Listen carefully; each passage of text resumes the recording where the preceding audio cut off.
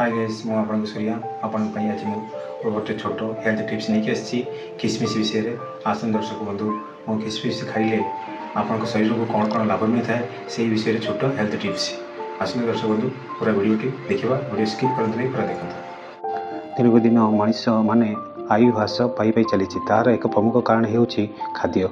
आम जदि आम युवावस्था उत्तम खाद्य न खाइबा बयस बढ़िले नाना रोग माड़ी बसिब। आजिकाली तो कम बयस पिला भी विभिन्न रोग माड़ी बसुची। तेबे एपरी किछि खाद्य रही जहाँ खाइबा द्वारा अनेक रोगरू उपशम मिल पारे, अनेक रोग हेबार संभावना भी ह्रास पाए।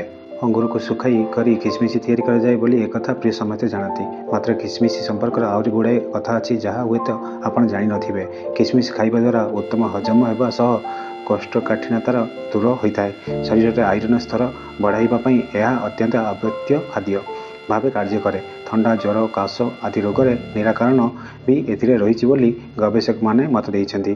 केवल सेतिक नुहे यार सकारात्मक प्रभाव आखि दांत केश और हाड़ आदि पड़ी था। एथिरे calcium iron potassium phosphorus magnesium आदि रही। या व्यतीत एथिरे विटामिन सी 1 एवं B6 रही।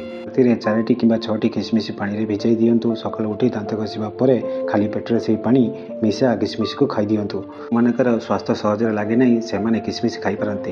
यह शरीर अतिरिक्त चर्बी न बनाइबा व्यक्ति को मोटा होबार साहाय्य होता है। किसमिश कर्कट रोग को प्रतिरोधक कर क्षमता रही है। छड़ा हृदय रोग मधुमेह निद्राहीनता त्वचा केश किडनी जनित रोग आदि दूर होता है। यह खाइबा द्वारा किसमिश फाइबर सर्वोत्तम उत्स एवं यार हजम प्रक्रिया साहाय्य करता है। एथिरे टाटाग्रिक एसिड रही है जहाँ पेट समस्या मुक्ति पाइबार साहाय्य करता है। अनुसंधान जमापड़ी जे किसमिश आंटी इन्फ्लेमेंट गुण रही जहाँ अंतनाली कार्य उन्नति आनिबार साहाय्य करता है।